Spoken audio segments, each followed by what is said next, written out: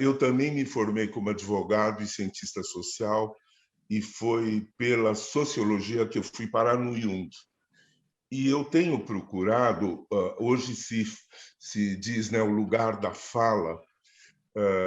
No começo eu não entendia direito o que queria dizer essa expressão, e eu fui procurar o meu. Quer dizer, nós temos muitos amigos antropólogos, eu sou muito amigo da Carmen Junqueira, da Betty Mingley, da Marluí Miranda, essa gente maravilhosa, e todos têm colaborado, assim como eu tenho uma relação antiga com a Ailton Krenak, com o Daniel Munduruku, com o Cacá Verá, o Verá Poti. Então, eu, como analista junguiano, Ana Carolina, eu sinto que o lugar a partir do qual eu posso falar é falar sobre a consciência coletiva do homem branco, mais especificamente da sombra do Homo sapiens, né? A sombra destrutiva, terrível do homem branco. Esse é um assunto nosso, a gente trata disso em doses miúdas no consultório, mas quando a gente olha um panorama grande,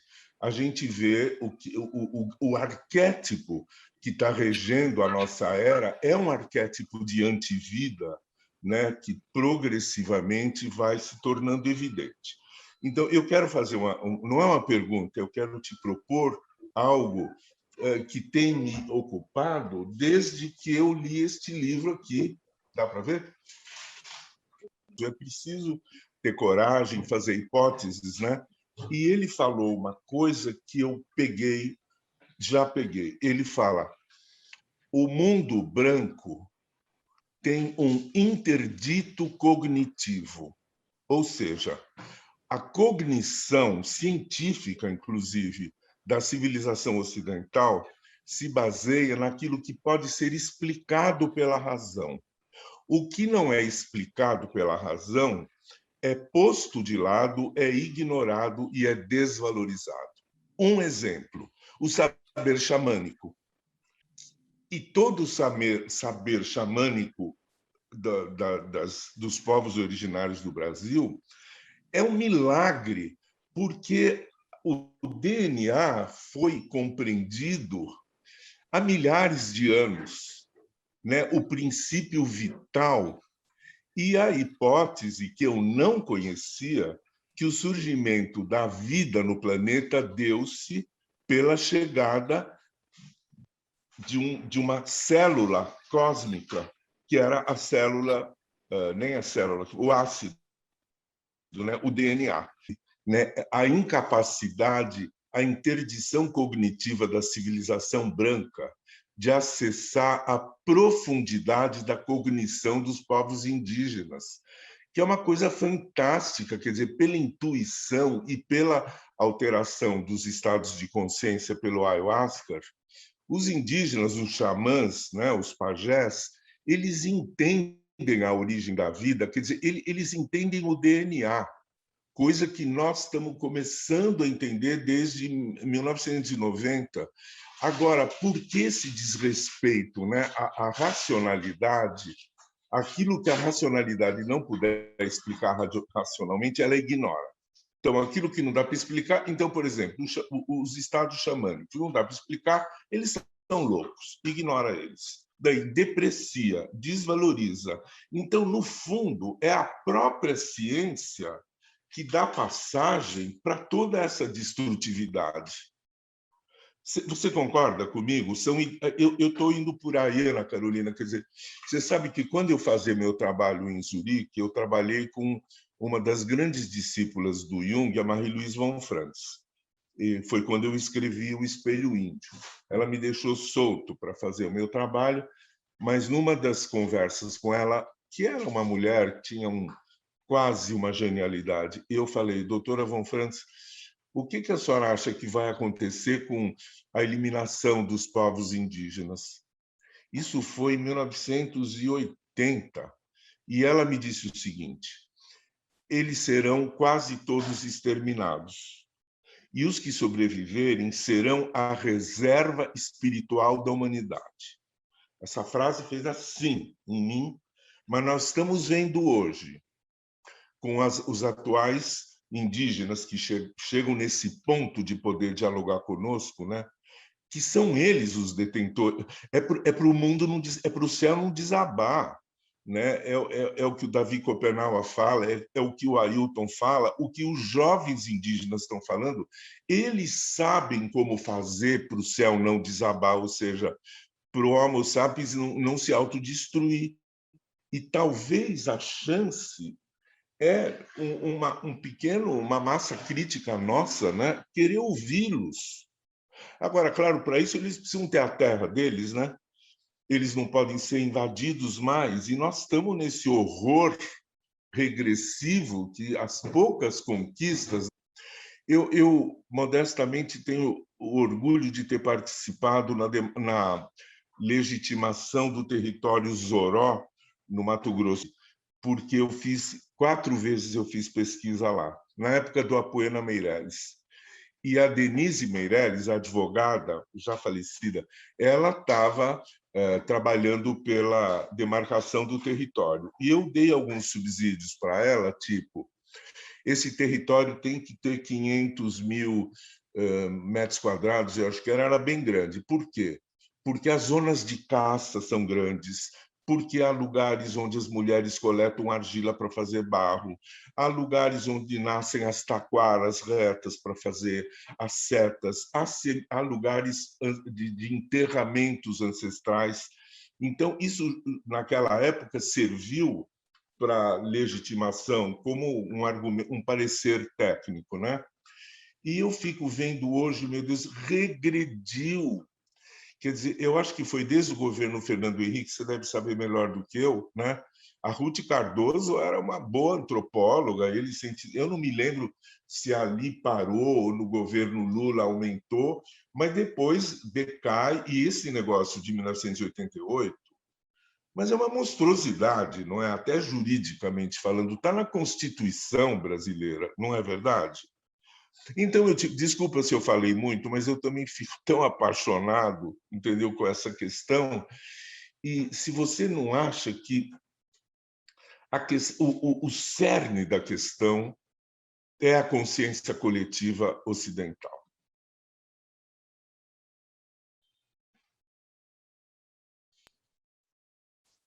Não, agradeço muito, assim, muito importante escutar e pensar junto nesses termos, né? Pensar em outros termos, porque o que eu sinto que a gente precisa também, assim, tem uma parte do movimento e dos assessores do movimento, que é um pouco onde eu me coloco, que estão aí na linha de frente, uma coisa atrás da outra, e começa a nos faltar linguagem mesmo para falar Sim. sobre o que está acontecendo. Começa a nos faltar conceitos para a gente conseguir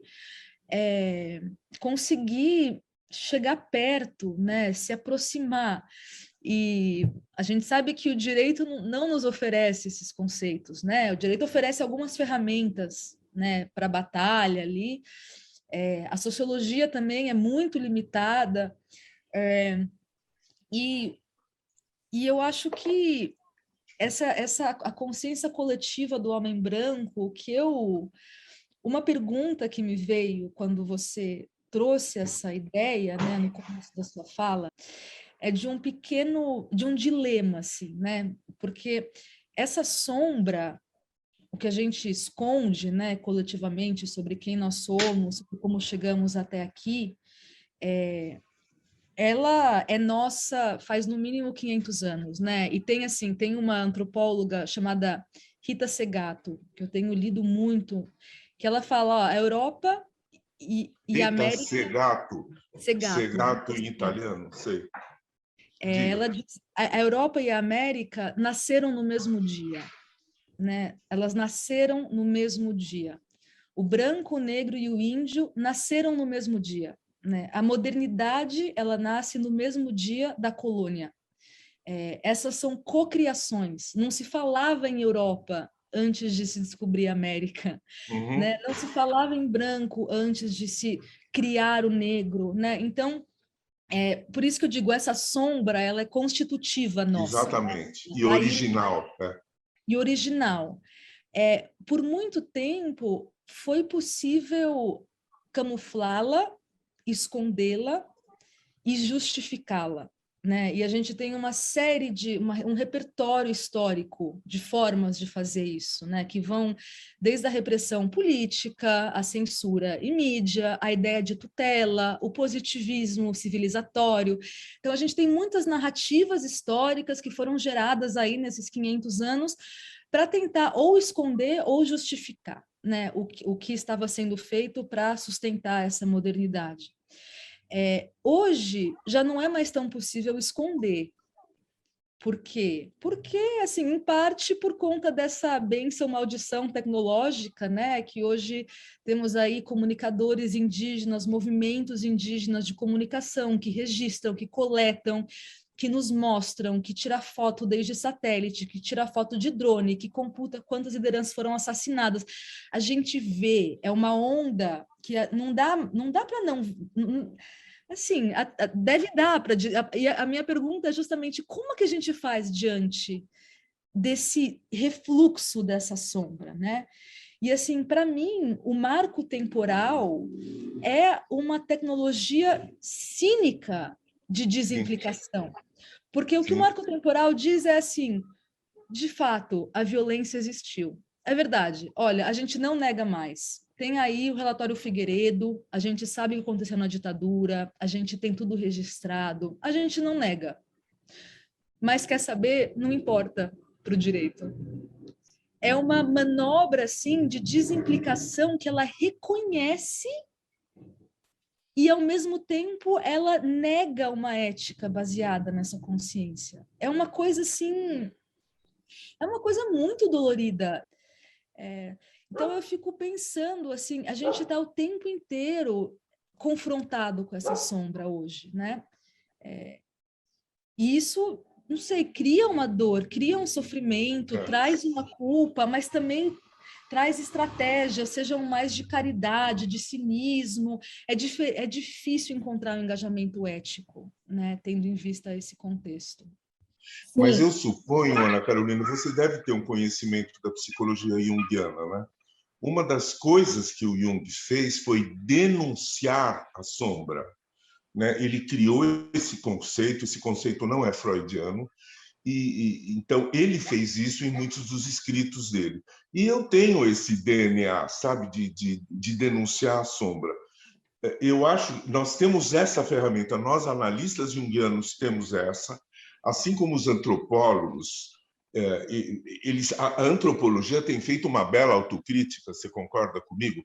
Hoje não se fala em tribo, não faz sentido falar isso, né? Ou mesmo ficar falando da relatividade cultural. O buraco está muito mais embaixo do que isso, né? Porque, em certo sentido, nós temos uma superioridade cultural nos povos originários, mas alguns de nós, né, Célia, Sim. colegas, nós fazemos análise para a gente não ter interditos cognitivos.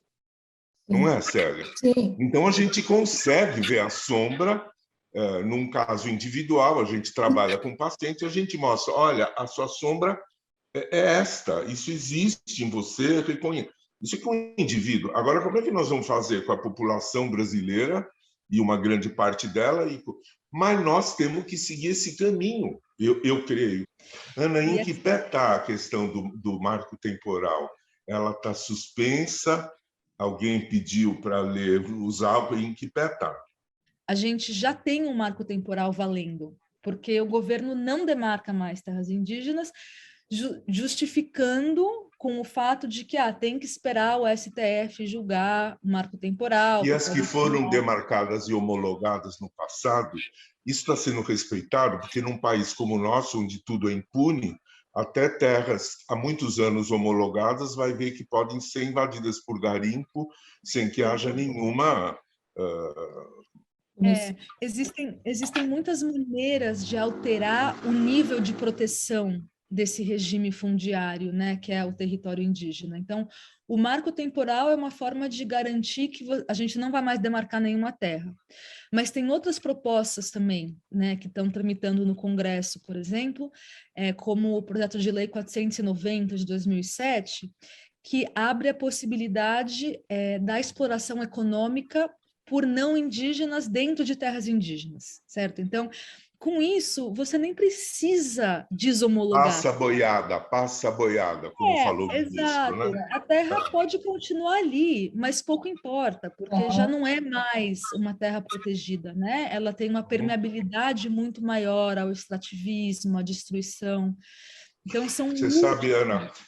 lá para trás, né, como eu te falei, eu sou amigo da Carmen Junqueira, que completa 90 anos o mês que vem, e é uma grande batalhadora, né? Ela estudou muito os Camaiurá no Xingu, e uma vez eu falei para ela, Carmen, o que faz um indígena continuar indígena? Porque eles têm direito de se vestir do jeito que eles quiserem, de ir para o candomblé, de comprar laptop.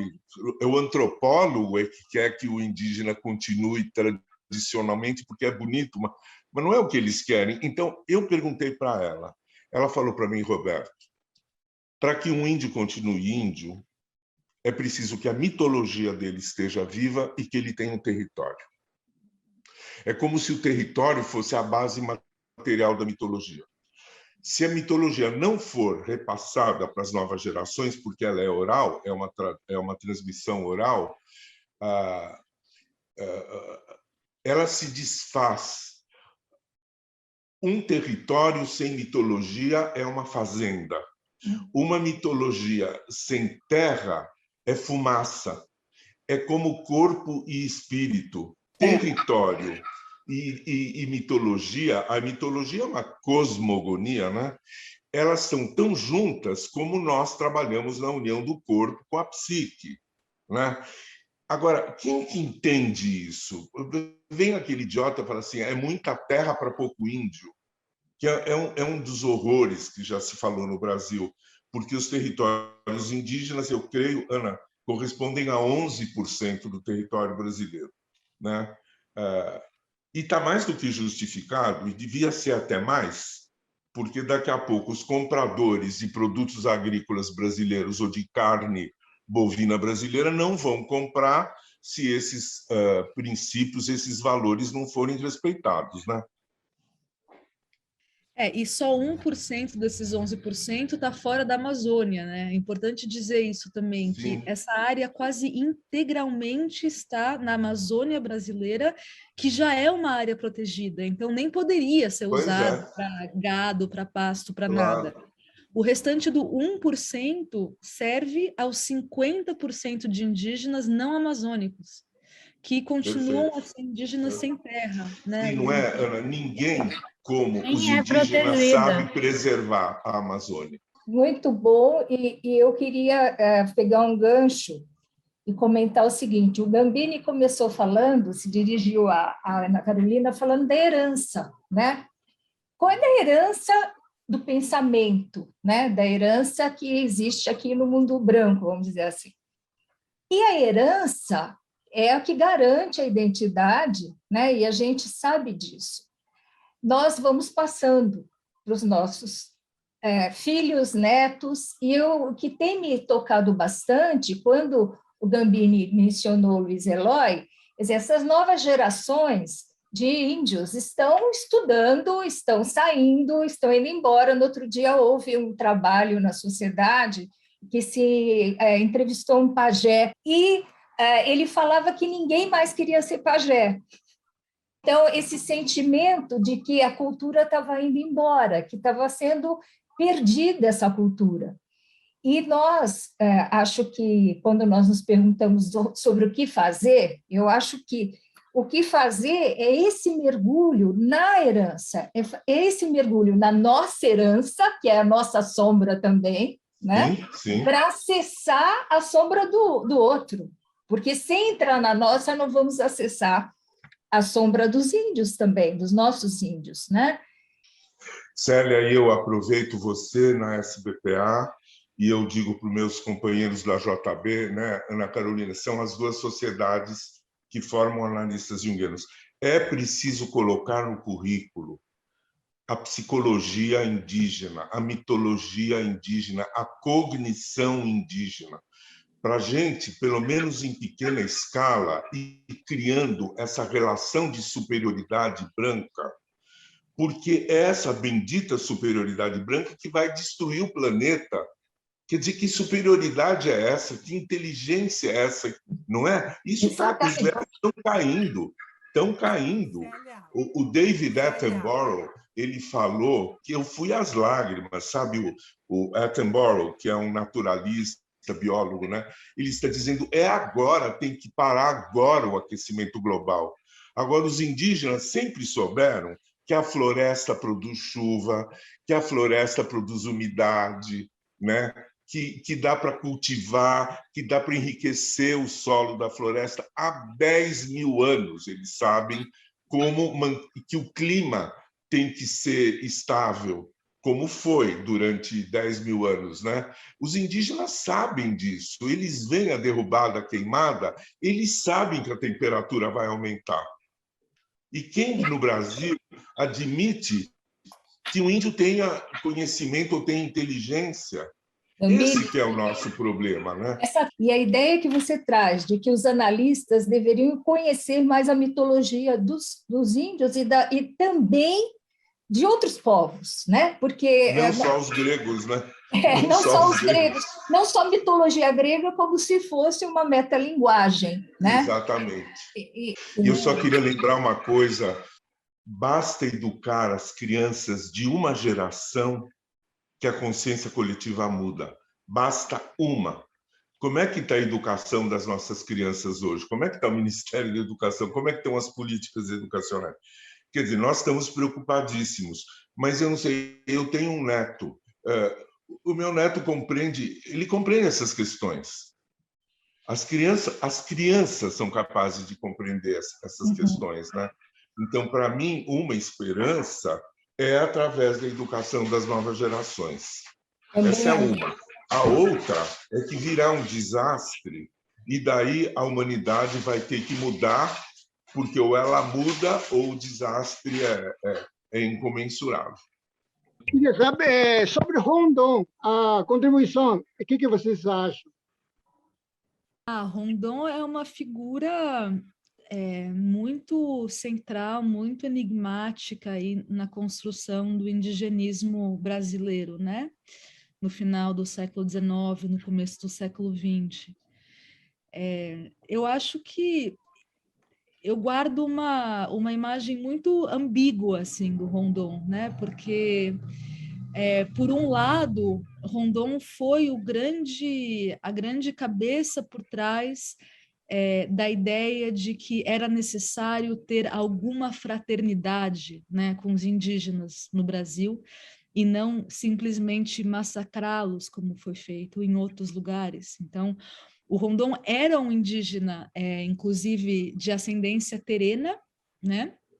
E ele foi terena. Ele era terena com alguma etnia do Mato Grosso. Agora eu não lembro qual, mas ele era um indígena e ele cumpria para o positivismo da época essa função.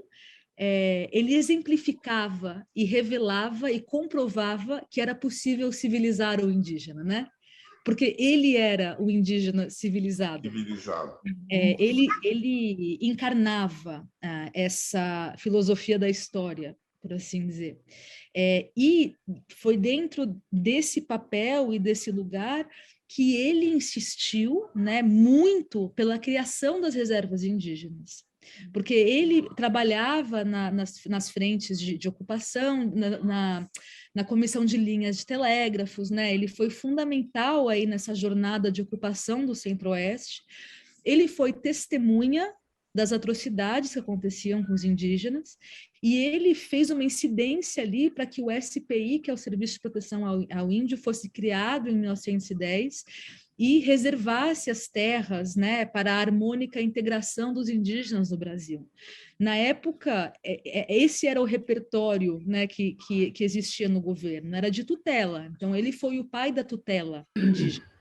E teve essa ambiguidade porque é isso, é um pensamento tutelar, positivista, civilizatório, assimilacionista, mas que, por outro lado, gerou as condições de possibilidade da existência étnica, né?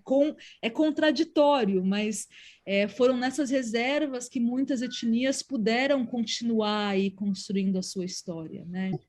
Ele era um positivista raiz, assim, raiz, quer dizer, do tribal ao civilizado, é esse o curso da história, e o papel do Estado é com fraternidade, proteger os indígenas e ajudá-los a se integrarem à civilização. Então, esse é o repertório filosófico positivista da época, né? Raiz, positivismo militar. Não foi ele que falou matar nunca, morrer se for necessário? Exato. Você vê, isso é uma frase de compaixão, de função sentimento, né? O que a gente precisava era ter a continuação do Rondon. O Rondon de 1960, o Rondon de 1990, e quem é o Rondon hoje, né? Você vê, ele tinha esses limites, mas ele marcou uma posição, né? Ele queria o bem dos indígenas, embora dessa maneira, como você muito bem explicou, né? E, ao mesmo tempo, do lado dos povos indígenas, né, uma crítica muito mais radical.